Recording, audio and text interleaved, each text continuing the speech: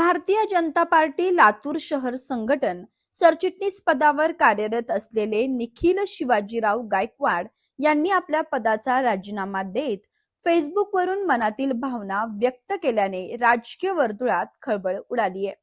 विशेष म्हणजे महानगरपालिका निवडणुकीसाठी अर्ज भरण्याचा आज शेवटचा दिवस असताना हा राजीनामा समोर आल्याने भाजपासाठी मोठा धक्का मानला जातोय। निखिल गायकवाड यांनी आपल्या फेसबुक पोस्टमध्ये पक्षासाठी 24 तास सतत झटून काम केल्याचा उल्लेख करत त्या मेहनतीचे अपेक्षित फळ न मिळाल्याची भावना अप्रत्यक्षपणे व्यक्त केली आहे। पक्षासाठी प्रामाणिकपणे, निष्ठेने आणि अखंड काम केले, अनेक संकटे, आव्हाने स्वीकारली, मात्र आता थांबण्याचा निर्णय घेतोय, अशा आशयाची भावनिक पोस्ट त्यांनी टाकली आहे।